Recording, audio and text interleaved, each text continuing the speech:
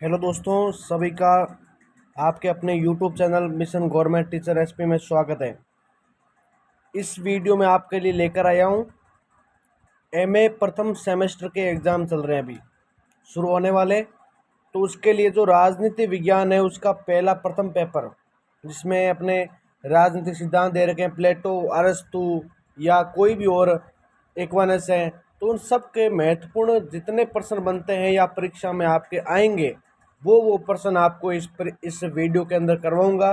तो आप सभी अंत तक बने रहिए और इस वीडियो को ज़्यादा से ज़्यादा शेयर, लाइक और कमेंट ज़रूर करें। ये वीडियो बिल्कुल सरल और सुबोध भाषा में रहने वाला है। और आपने अगर चैनल को सब्सक्राइब नहीं किया नए को, तो आप ज़रूर कर दें। आगे भी आने वाले पेपर है, जैसे मान लो कोई भी हिस्ट्री का है किसी का, या एमए के दूसरे पेपर होने वाले, तीसरा पेपर जो भी होंगे, तो उन सब के लिए मैं वीडियो डालूंगा। तो आप सभी चैनल को सब्सक्राइब कर लें। इसकी पीडीएफ टेलीग्राम चैनल पर दे दूंगा आपको। और आपका विश्वास, आपका प्यार जरूरी है। शुरू करते हैं। सबसे पहले प्रश्न की ओर बात करेंगे हम। प्लेटो के साम्यवाद सिद्धांत की व्याख्या करो। पहला प्रश्न है, इसका उत्तर हो जाएगा देखो कि प्लेटो ने अपने सिद्धांत, अपनी प्रसिद्ध ग्रंथ है जिसका नाम है रिपब्लिक। तो रिपब्लिक में आदर्श राज्य की कल्पना प्रस्तुत की थी, जिसमें उन्होंने साम्यवाद की अवधारणा को प्रमुख स्थान दिया। उनका साम्यवाद आधुनिक समाजवादी था या मार्क्सवादी साम्यवाद से भिन्न था।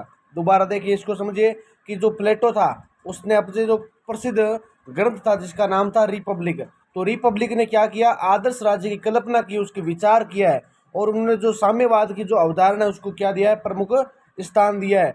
जबकि साम्यवाद आधुनिक समाजवादी या मार्क्सवादी साम्यवाद से भिन्न था, अलग था। प्लेटो का साम्यवाद मुख्य रूप से दो प्रमुख पहलुओं पर केंद्रित था। एक था संपत्ति का साम्यवाद और दूसरा था परिवार का साम्यवाद। सबसे पहले बात करूंगा संपत्ति का साम्यवाद। क्या है संपत्ति का साम्यवाद? तो प्लेटो का मानना था कि राज्य के रक्षक और शासक वर्ग को निजी संपत्ति नहीं रखनी चाहिए। प्लेटो क्या कहता था कि जो राज्य होता है उसके जो रक्षक होते हैं या शासक वर्ग, उसको निजी संपत्ति यानी खुद की संपत्ति रखने का कोई अधिकार नहीं होना चाहिए। उनका तर्क था कि निजी संपत्ति स्वार्थ, भ्रष्टाचार और अन्याय को जन्म देती है, जिससे शासक वर्ग अपने व्यक्तिगत लाभ के लिए राज्य के कल्याण की उपेक्षा कर सकता है। क्या कर सकता है? उपेक्षा कर सकता है। इसलिए रक्षकों और शासकों को निजी संपत्ति का वंचित रखा जाएगा। उन्हें समान रूप से राज्य द्वारा प्रदान की गई आवश्यक चीज़ें प्रदान होगी। वे धन संचय नहीं कर सकेंगे ताकि वे जनता की सेवा निष्पक्ष रूप से कर सके। ये किसके विचार थे? प्लेटो कहता था कि आपको धन की आवश्यकता है ही नहीं, आपको निजी संपत्ति रखने की जरूरत नहीं है। जबकि अगर आपको समाज की सेवा करना है, आपको धन संचय करने की आवश्यकता बिल्कुल भी नहीं है। हालांकि प्लेटो ने उत्पादक वर्ग को निजी संपत्ति रखने की अनुमति दी है, क्योंकि वे राज्य के भौतिक संसाधनों को उत्पादन करते हैं। क्या करते हैं? भौतिक संसाधनों को। दूसरा इसका आता है परिवार का साम्यवाद। तो परिवार के साम्यवाद में ये लिखते हैं कि प्लेटो ने प्रस्तावित किया कि शासकों और रक्षकों को व्यक्तिगत परिवार नहीं रखने चाहिए। शासकों और रक्षकों को क्या नहीं रखना चाहिए? व्यक्तिगत परिवार नहीं रखने चाहिए। उनका मानना था कि पारिवारिक संबंध पक्षपात और स्वार्थ को जन्म देते हैं। प्लेटो क्या कहते हैं कि जो पारिवारिक संबंध है या पक्षपात को समर्थ देते हैं, स्वार्थ को जन्म देते हैं, ये मेरा पिता है, ये मेरी माता है, ये सब इनको दूर होना चाहिए। क्योंकि शासक वर्ग एक निष्पक्ष भाव से बिना किसी को रिश्ते के होना चाहिए, जिससे राज्य की निष्पक्षता प्रभावित होती है। इस दृष्टिकोण में ये कहते हैं कि शासकों और रक्षकों के लिए विवाह और परिवार की संकल्पना समाप्त कर दी जाएगी। बच्चों को सामूहिक रूप से पाला जाएगा और उनकी देखभाल कौन करेगा? राज्य करेगा। ये सुनिश्चित किया जाएगा कि केवल योग्यतम पुरुष और महिला ही संतान उत्पन्न करे। ये किसके विचार है? तो ये प्लेटो के विचार है। किसके संबंध में? परिवार के संबंध में। परिवार का साम्यवाद किस प्रकार होना चाहिए। फिर आगे प्लेटो लिखते हैं कि प्लेटो का विचार था कि इस प्रकार का पारिवारिक साम्यवाद शासकों और रक्षकों को व्यक्तिगत मोह माया से मुक्त रखेगा और वे केवल राज्य के हित में कार्य करेंगे। प्लेटो सिर्फ यही कहता है कि आप परिवार को छोड़ दो, आप धन संपदा को छोड़ दो, बस आप क्या करो? राज्य के कल्याणकारी और राज्य के हित में कार्य करो। क्या करो? राज्य के हित में। फिर प्लेटो के साम्यवाद की आलोचना भी होती है। कैसी आलोचना होती है? तो हालांकि प्लेटो का साम्यवाद अनेक आदर्शों, राज्य की संकल्पना के लिए आवश्यक था, लेकिन इसे कई आलोचनाओं का सामना करना पड़ा। पहला, व्यवहारिक कठिनाइयाँ जैसे संपत्ति, परिवार का साम्यवाद एक आदर्श स्थिति है, लेकिन इसे लागू करना क्या होता है, मुश्किल होता है। दूसरा, मानवीय संवेदनाओं की अवहेलना। तो परिवार और व्यक्तिगत संपत्ति को हटाने से मनुष्य की क्या हो जाएगी, प्राकृतिक भावना और इच्छाओं का दमन होगा। उसको क्या हो जाएगा, ये आलोचना क्यों है, क्योंकि परिवार और व्यक्तिगत संपत्ति नहीं होगी, खुद के पास संपत्ति नहीं होगी तो वो अपनी सुख सुविधाओं को, भौतिक सुविधाओं को प्राप्त नहीं कर सकेगा। परिवार नहीं होगा तो उसकी अवहेलना होगी, संवेदना, उसके पास इमोशन नहीं होंगे। तो ये कहता है कि इसकी क्या है, आलोचना की बात करता है। तीसरी आलोचना में आती है प्रेरणा की कमी। यदि शासकों और रक्षकों को निजी संपत्ति नहीं रखने दी जाएगी तो उनमें प्रगति और सेवा की प्रेरणा कम हो जाएगी। क्या हो जाएगी, प्रगति, आगे विकासशील बनने की जो प्रेरणा है वो भी रुक जाएगी। चौथा आता है स्वतंत्रता का हनन। प्लेटो का साम्यवाद व्यक्ति की स्वतंत्रता और निजता का उल्लंघन करता है। तो इसका निष्कर्ष क्या है कि प्लेटो का साम्यवाद उसके आदर्श राज्य के विचार पर आधारित था, जिसमें उन्होंने शासकों और रक्षकों को निजी स्वार्थों से मुक्त कर एक निष्पक्ष शासन की कल्पना की थी। कैसे की थी, निष्पक्ष शासन की कल्पना। हालांकि ये विचार सैद्धांतिक रूप से आकर्षक था, लेकिन व्यवहार में इसे लागू करना कठिन था। उनके सिद्धांतों ने आगे चलकर समाजवादी और साम्यवादी विचारधाराओं को प्रेरित किया। जो प्लेटो के विचार है वो आगे चलकर क्या करते हैं, एक तो समाजवादी और एक साम्यवादी विचारधाराओं को प्रेरित करते हैं। लेकिन आधुनिक समाज में इस प्रकार के कठोर साम्यवाद को अपनाना संभव नहीं है। ये हो गया अपना पहला प्रश्न कंप्लीट। ये बहुत महत्वपूर्ण है, परीक्षा में आएगा। दूसरा प्रश्न है कि दास प्रथा के संबंध में अरस्तु के विचार देखो। बहुत महत्वपूर्ण प्रश्न है, वेरी वेरी इंपॉर्टेंट। उत्तर देखो इसका कि अरस्तु ने दास प्रथा को प्राकृतिक और समाज के लिए आवश्यक माना था। उनके विचार मुख्य रूप से प्राकृतिक दासता की अवधारणा पर आधारित थे और उनके अनुसार कुछ लोग जन्म से ही मानसिक और शारीरिक रूप से दूसरों की अवहेलना में कमजोर होते हैं और वे दूसरों के अधीन रहने के लिए बने रहते हैं। उनके विचार इस प्रकार थे। तो दास प्रथा के समय अरस्तु के क्या क्या विचार हैं तो देखते हैं। पहला आता है प्राकृतिक दासता। प्राकृतिक दासता में अरस्तु का मानना था कि कुछ लोग जन्मजात रूप से दास बनने के लिए ही होते हैं। कुछ लोग जन्मजात दास बनने के लिए होते हैं, जबकि कुछ लोग स्वभाव से ही शासक होते हैं। और कुछ लोग क्या होते हैं, अपने स्वभाव से क्या माने जाते हैं, शासक माने जाते हैं। उनका कहना था कि जिनमें आत्मनिर्णय की क्षमता नहीं होती, अरस्तु कहते हैं कि जिनमें आत्मनिर्णय की स्वतंत्रता नहीं होती, क्षमता नहीं होती, कैपेसिटी नहीं होती है, तो वे श्रेष्ठ वर्ग की सेवा करने के लिए उपयुक्त होते हैं। दूसरा पॉइंट आता है कि समाज के लिए आवश्यक, तो समाज के लिए नेसेसरी ऑफ सोसाइटी क्या आवश्यक है, तो अरस्तु ने दास प्रथा को समाज की स्थिरता और आर्थिक संरचना के लिए अनिवार्य माना। उनके अनुसार दासों के श्रम से समाज के अन्य वर्ग बौद्धिक और प्रशासनिक कार्यों में संलग्न रह सकते हैं। तो दास प्रथा क्या कहते हैं ये कि जो अगर दास के श्रम से क्या होगा, एक तो समाज में अन्य वर्ग बौद्धिक अपना काम करेंगे और जिससे प्रशासनिक कार्यों में कोई प्रकार की बाधा नहीं होगी और संलग्न रह सकते हैं। तीसरा पॉइंट आता है दासों की भूमिका। तो अरस्तु ने दासों को जीवित उपकरण, अरस्तु ने दासों को जीवित उपकरण यानी लिविंग टूल्स का, जिनका उपयोग उनके स्वामी द्वारा, छोटा प्रश्न भी बन सकता है यहाँ से, अच्छे से सुने। तो अरस्तु ने दासों को जीवित उपकरण कहा जिनका उपयोग उनके स्वामी अर्थात कार्य करवाने के लिए किया जाता है। उनका मानना था कि दासों का मुख्य कार्य श्रम करना और अपने स्वामी की सेवा करना है। दासों का प्रमुख कार्य क्या है, एक तो श्रम करना, मेहनत करते रहना, काम करते रहना, जबकि जो अपना स्वामी है, उसके जो राजा होते हैं, मुख्य अधिकारी होता है, उसकी क्या करनी है, सेवा करनी है। चौथा पॉइंट आता है इसमें स्वाभाविक अधीनता। स्वाभाविक अधीनता जिसमें अरस्तु के अनुसार दास और स्वामी का संबंध एक प्राकृतिक व्यवस्था है। दास और स्वामी का संबंध कैसा है, प्राकृतिक व्यवस्था जो प्रकृति द्वारा निर्धारित होती है। उन्होंने उसे नैतिक और प्राकृतिक नियमों के रूप में माना है। पांचवा पॉइंट आता है स्वतंत्रता का विचार। तो कंसेप्ट ऑफ फ्रीडम, अरस्तु ने माना कि सभी मनुष्य स्वतंत्रता के योग्य नहीं होते। उनके अनुसार केवल वे स्वतंत्रता के अधिकारी हैं जो आत्मनिर्णय और बुद्धिमत्ता से कार्य कर सकते हैं, जबकि अन्य को आज्ञा पालन करना चाहिए। आलोचना इसकी कैसे हुई है, तो अरस्तु के दास प्रथा संबंधी विचारों की आलोचना आधुनिक मानवीय मूल्यों के आधार पर की जाती है। आज दासता को अनैतिक, अन्यायपूर्ण और मानव अधिकारों का उल्लंघन माना जाता है। उनके विचार उनके समय की सामाजिक और आर्थिक व्यवस्था के अनुरूप थे, लेकिन आज के समय में ये क्या होते हैं, अमान्य। ये इसमें अपने भाषा में देखें तो आज दास प्रथा को इतना महत्व नहीं दिया जाता है, तवज्जो नहीं दिया जाता है। क्यों? क्योंकि आज हर वर्ग है वो अपना खुद का अस्तित्व रखता है, अर्थात वो खुद भी अपने ज्ञानी अर्थात बौद्धिक को अपना उच्चतर स्तर माना जाता है। फिर बात करते हैं, हालांकि अरस्तु के विचार इस समय की ग्रीक भाषा की वास्तविकता को दर्शाते थे, जहां दास प्रथा एक प्रचलित आर्थिक और सामाजिक संरचना मानी गई है। तीसरा प्रश्न है कि प्लेटो का आदर्श राज्य सिद्धांत क्या है। बहुत महत्वपूर्ण प्रश्न है, याद कर लेना कि प्लेटो का आदर्श राज्य सिद्धांत क्या है। तो प्लेटो का आदर्श राज्य सिद्धांत उसकी प्रसिद्ध कृति कौन सी है? रिपब्लिक। दी रिपब्लिक में प्रस्तुत किया गया है, और इस सिद्धांत में उन्होंने एक ऐसे राज्य की परिकल्पना की है जो न्याय, नैतिकता और सद्गुणों पर आधारित होती है। जो न्याय और नैतिकता और सद्गुणों पर आधारित है, उनका आदर्श राज्य 3 मुख्य वर्गों में विभाजित है। कितने भागों में विभाजित है? 3 भागों में विभाजित है। तो वो 3 वर्ग कौन कौन से है उसकी भी बात करते हैं। देखो, पहला वर्ग है कि आदर्श राज्य के 3 वर्ग। प्लेटो के अनुसार समाज को 3 वर्गों में विभाजित किया जाना चाहिए, जिसमें प्रथम वर्ग का अपना विशेष कार्य होगा, दूसरे का अलग अलग होगा, हर कार्यों का अपना अलग अलग कार्य माना जाएगा। जिसमें दार्शनिक राजा पहला होगा, दार्शनिक राजा अर्थात शासक वर्ग, ये सबसे बुद्धिमान और ज्ञानवान वर्ग होगा। क्या होगा? एक तो सबसे बुद्धिमान होगा और एक ज्ञानवान होगा, जो राज्य का शासन करेगा। प्लेटो के अनुसार केवल दार्शनिक ही न्यायपूर्ण राज्य की स्थापना कर सकते हैं। दूसरा, योद्धा संरक्षक वर्ग, वे राज्य की रक्षा करेंगे और बाहरी तथा आंतरिक खतरों से हमें बचाएंगे। इसका कर्तव्य अनुशासन और बहादुरी के साथ राज्य की रक्षा करना माना जाएगा। तीसरा आता है श्रमिक उत्पादक वर्ग, तो ये वर्ग किसान, व्यापारी, कारीगरों का होगा, जो राज्य के लिए क्या करेंगे? आवश्यक वस्तुएं और सेवाएं प्रदान करेंगे। ये आदर्श राज्य के 3 वर्ग हैं। जबकि आती है अगले न्याय की अवधारणा। ये प्लेटो की न्याय की अवधारणा।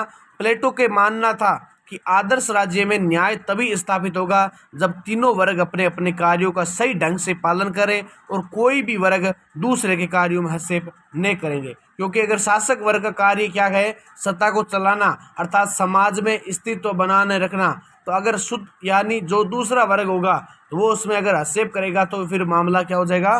बिगड़ जाएगा। दूसरा आता है इसमें शिक्षा का महत्व है। उन्होंने शिक्षा को दार्शनिक राज्य की सबसे महत्वपूर्ण नींव माना। उनका मानना था कि केवल योग्यतम व्यक्ति को ही शासन करने का अधिकार मिलना चाहिए और उसके लिए कठोर शिक्षा प्रणाली होनी चाहिए। ये कहते हैं कौन? न्याय के संबंध में अर्थात शिक्षा के महत्व के संबंध में प्लेटो के विचार हैं। चौथा पॉइंट है कि दार्शनिक राजा का सिद्धांत। तो दार्शनिक राजा का सिद्धांत प्लेटो ने कहा है कि जब तक दार्शनिक राजा नहीं बनते या राजा दार्शनिक नहीं बनते, तब तक राज्य में न्याय की स्थापना नहीं हो सकती। अर्थात शासक को ज्ञानवान और नैतिक रूप से श्रेष्ठ होना चाहिए। 5वां पॉइंट है सामूहिक स्वामित्व और परिवार व्यवस्था। उन्होंने कहा कि शासक वर्ग और योद्धा वर्ग के लिए संपत्ति और परिवार का निजी स्वामित्व नहीं होना चाहिए, जिससे उनका ध्यान केवल राज्य के कल्याण पर रहेगा, न कि व्यक्तिगत लाभ पर। निष्कर्ष यही है कि प्लेटो का आदर्श राज्य सिद्धांत तर्क, नैतिकता, योग्यता पर आधारित है और ये सिद्धांत आज भी राजनीतिक दृष्टि में महत्वपूर्ण माना जाता है, हालांकि इसे व्यवहारिक रूप से लागू करना कठिन होता है। चौथे प्रश्न की बात करते हैं कि यूनानी में रोमन दर्शन में अंतर बताओ। ये वे हो जाएगा, यूनानी और रोमन दर्शन में अंतर बताओ। तो यूनानी, ग्रीक और रोमन दर्शन में कई समांतर अंतर बताए गए हैं। दोनों परंपराएं पश्चिम दर्शन के विकास में महत्वपूर्ण रही है, लेकिन उनकी प्राथमिकताओं और दृष्टिकोणों में कुछ विभिन्नताएं हैं। तो इसके जो अंतर है, इसके जो भेदभाव हैं, तो वो हम क्या करेंगे? कुछ बिंदुओं के आधार पर समझेंगे, जिसमें से पहला है मूल और प्रेरणा। पहला पॉइंट आता है मूल और प्रेरणा। यूनानी दर्शन का उद्भव 6वीं शताब्दी ईसा पूर्व में हुआ था। जो यूनानी दर्शन है उसका उद्भव कब होता है? 6वीं शताब्दी ईसा पूर्व, और इसका जोर ज्ञान, तर्क और ब्रह्मांड की संरचना को समझने पर था। रोमन दर्शन में मुख्य रूप से यूनानी दर्शन को अपनाया गया है। रोमन दर्शन में किसको अपनाया गया है? यूनानी दर्शन को, और उसे अपने सामाजिक, राजनीतिक और नैतिक जीवन के अनुरूप डाला गया है। दूसरा पॉइंट आता है इसमें दृष्टिकोण और उद्देश्य। तो इसकी पॉइंट की बात करते हैं तो यूनानी दार्शनिकों ने अमूर्त चिंतन और सिद्धांतों पर अधिक ध्यान दिया है। प्लेटो और अरस्तु ने विचारधारा, आत्मा और ब्रह्मांड की संरचना पर गहरी चर्चा की है। प्लेटो क्या करते हैं कि दृष्टिकोण और उद्देश्य, इसका मतलब ये होता है कि दार्शनिकों ने एक तो अमूर्त चिंतन, चिंतन 2 प्रकार का होता है, एक मूर्त चिंतन और एक होता है अमूर्त चिंतन। तो अमूर्त चिंतन और सिद्धांतों पर अधिक ध्यान देकर प्लेटो और अरस्तु ने क्या किया? विचारधारा को, आत्मा को और ब्रह्मांड की संरचना पर क्या किया है? गहरी वार्तालाप अर्थात चर्चा की है। रोमन दर्शन अधिक व्यवहारिक था। उन्होंने नैतिकता, ज्ञान, कानून और शासन के लिए दार्शनिक सिद्धांतों को अपनाया। फिर आते हैं मुख्य विचारधाराएं। तो यूनानी दर्शन में सुकरात, प्लेटो और अरस्तु ने ज्ञान, तर्क और आदर्श राज्य की अवधारणा पर ध्यान दिया। फिर बात करते हैं रोमन दार्शनिक। तो रोमन दार्शनिक जैसे कि Cicero, Seneca, marks Aurelius stoic वाद और महाद्वैतवादी विचारधाराओं को अपनाया, जो नैतिकता, आत्मसंयम और व्यवहारिक ज्ञान पर आधारित होते हैं। दोस्तों ये क्या हो गया था अपने रोमन दार्शनिक से कुछ संबंधित बात। इसका चौथा पॉइंट कैसे बनता है? तो इसका चौथा पॉइंट ऐसे बनता है कि राजनीतिक और सामाजिक प्रभाव। तो राजनीतिक और सामाजिक प्रभाव क्या देखने को मिलते हैं? एक तो यूनानी दर्शन एक सैद्धांतिक प्रणाली थी, जिसके बाद में विज्ञान, गणित और राजनीति में क्रांतिकारी परिवर्तन आए। कैसे परिवर्तन आए? क्रांतिकारी। रोमन दर्शन कानून, प्रशासन और सामाजिक व्यवस्था को मजबूत करने में सहायक रहा। उन्होंने प्राकृतिक कानून की अवधारणा को बढ़ावा दिया, जो आज की न्यायिक प्रक्रिया को आधार बनाया है। पांचवा पॉइंट इसमें यही है कि धार्मिक और आध्यात्मिक दृष्टिकोण। दोस्तों अगर आप इस वीडियो को देख रहे हैं तो आप लाइक और कमेंट जरूर करें, क्योंकि इससे हमारा मनोबल बढ़ता है। और अगर आपने सब्सक्राइब नहीं किया तो सब्सक्राइब जरूर करें, क्योंकि हर प्रकार की कोचिंग तैयारी, हर प्रकार के सब्जेक्ट, जीके और सब वीडियो अपने यूट्यूब चैनल पर उपलब्ध है। तो आप सभी अपना इसका योगदान दें। तो पांचवा पॉइंट है कि धार्मिक और आध्यात्मिक दृष्टिकोण। यूनानी दर्शन में धर्म और देवताओं की भूमिका पर गहर विचार विमर्श हुआ और कुछ विचारकों ने नास्तिकता या अज्ञेयवाद की ओर झुकाव बढ़ाया था। फिर दोस्तों बात करते हैं कि रोमन दर्शन ने धार्मिक विश्वासों को अधिक व्यवहारिक और तरीके से स्वीकार किया और दर्शन को धार्मिक और आध्यात्मिक जीवन से जोड़ा था। फिर आता है पांचवा प्रश्न। पांचवा प्रश्न में बात करते हैं कि सेंट थॉमस के राजनीतिक विचारों की व्याख्या करो। पॉइंट क्या है? प्रश्न बहुत महत्वपूर्ण है। सेंट थॉमस के राजनीतिक विचारों की व्याख्या करो। तो सेंट थॉमस एक्विनास के एक मध्य युगीन दार्शनिक और धर्मशास्त्री थे। वो क्या थे? एक तो मध्य युगीन ईसाई और दार्शनिक और धर्मशास्त्री थे, जिनके राजनीतिक विचार मुख्य रूप से उनकी प्रसिद्ध कृति सुमा थियोलॉजिया में मिलते हैं। किस में मिलते हैं? सुमा थेलोजिया में मिलते हैं। उन्होंने अरस्तु के राजनीतिक दर्शन को ईसाई धर्मशास्त्र के साथ जोड़ा। जो सेंट थॉमस है उसने क्या किया? जो अरस्तु थे उसके जो राजनीतिक दर्शन थे उसको किससे जोड़ा है? ईसाई धर्म से जोड़ा था और प्राकृतिक कानून के सिद्धांत का विकसित किया। सेंट थॉमस के राजनीतिक विचारों की कुछ विशेषताएं। पहली आती इसमें प्राकृतिक कानून, नेचुरल लॉ का सिद्धांत। तो सेंट थॉमस के अनुसार ब्रह्मांड में एक दैवीय व्यवस्था है। ब्रह्मांड में क्या है? एक दैवीय व्यवस्था है जिसे ईश्वर ने बनाया है। प्राकृतिक कानून इस ब्रह्मांडीय व्यवस्था का एक महत्वपूर्ण हिस्सा है और उनका मानना है कि दोस्तों प्राकृतिक कानून ही तभी मानव कानूनों का आधार होना चाहिए। यदि कोई मानव प्राकृतिक कानून के विरुद्ध हो जाता है, दोबारा देखिए, यदि कोई मानव कानून प्राकृतिक के विरुद्ध हो जाता है तो वह अन्यायपूर्ण होता है और उसका पालन करना क्या होता है? अनैतिक होता है। दूसरा पॉइंट इसमें यही है कि सरकार का उद्देश्य और आवश्यकता। दूसरा पॉइंट क्या है? सरकार का उद्देश्य और आवश्यकता। तो एक्विनास के अनुसार सरकार का मुख्य उद्देश्य लोक कल्याण को बढ़ावा देना। सरकार का मुख्य उद्देश्य क्या है? लोक कल्याणकारी, जनता के लिए अच्छी अच्छी योजनाएं लाना, जनता को हर प्रकार से समाज में लाभ दिलाना, ये होता है इसका एक्विनास के अनुसार। तो उन्होंने अरस्तु के विचारों से प्रेरणा लेकर ये माना कि मनुष्य स्वभाव से एक सामाजिक प्राणी है, सोशल बींग्स है। तो उसने समाज में शांति व्यवस्था बनाए रखने के लिए सरकार की क्या होती है? आवश्यकताएं होती है। तीसरा पॉइंट इसमें आता है कि राज्य और चर्च का संबंध। राज्य और चर्च का संबंध किस प्रकार है? तो सेंट थॉमस ने राज्य और चर्च के बीच संतुलन की बात की। कैसी बात की है? संतुलन की बात। उनके अनुसार राज्य भौतिक और सांसारिक मामलों का प्रशासन करता है।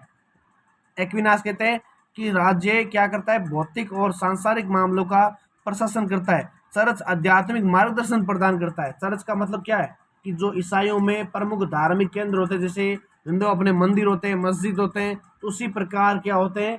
चर्च एक ईसाई धर्म का एक आध्यात्मिक केंद्र है, जहाँ पर मार्गदर्शन मिलता है अपने को क्या करना चाहिए, किस प्रकार अपने समाज में अपने कार्यों, लोगों की सेवा करनी चाहिए, किस प्रकार मदद करनी चाहिए। क्योंकि धर्म कभी भी किसी की बुराई करना नहीं सिखाता। धर्म हमेशा क्या सिखाता है? सबकी भलाई करना। धर्म में कभी किसी भी धर्म में कोई कमी नहीं होती है, बल्कि व्यक्ति की मानसिकता में होती है। वो चाहे किसी भी धर्म का हो, किसी संप्रदाय का, किसी जाति का हो, वो क्या करता है? भेदभाव खुद अपने मानसिकता में क्रिएट करता है। तो उसी के साथ चौथा पॉइंट है न्याय और कानून। तो न्याय और कानून में बात करेंगे कि उन्होंने कानून को 4 भागों में विभाजित किया है। कानून को कितने भागों में? 4 भागों में। पहला शाश्वत, जो ईश्वर द्वारा बनाई गई ब्रह्मांडीय व्यवस्था, जो ईश्वर के द्वारा बनाई गई ब्रह्मांडीय व्यवस्था है। और दूसरा प्राकृतिक, जो मानव विवेक के माध्यम से जाना जाता है, जो मानव विवेक के माध्यम से। तीसरा है मानव निर्मित ह्यूमन लॉ, जो समाज में व्यवस्था बनाए रखने के लिए बनाए गए नियम है। चौथा दैवीय, जो ईश्वर द्वारा प्रकट किए गए धार्मिक नियम है, वो आते हैं दैवीय नियमों में। पांचवा कि शासक की भूमिका और सर्वोत्तम शासन प्रणाली किसकी है, ये इसी की बताई गई है। सेंट थॉमस ने आदर्श शासन प्रणाली को, दोबारा देखिए, सेंट थॉमस ने, एक्विनास ने आदर्श शासन प्रणाली को संवैधानिक राजतंत्र, कॉन्स्टिट्यूशनल मोनर्टी या मोनर्ची, मोर्ची, ठीक है, मोनर्ची इंग्लिश को छोड़ो आप एक बार, तो संवैधानिक राजतंत्र के रूप में देखा, जिसमें राजा को लोक कल्याणकारी की जिम्मेदारी दी गई। उन्होंने निरंकुश शासन का विरोध किया और कहा कि शासक को अन्यायपूर्ण और नैतिक होना चाहिए। उन्होंने क्या किया सेंट थॉमस ने, कि जो शासक होते हैं उसको अन्यायपूर्ण और नैतिक होना चाहिए, किसी पर भी अत्याचार नहीं करना चाहिए, किसी पर भी बुरा नहीं करना चाहिए। अर्थात निष्कर्ष यही निकलता है कि सेंट थॉमस के राजनीतिक विचार ईसाई धर्मशास्त्र और अरस्तु के तर्कशास्त्र का मिश्रण माने जाते थे।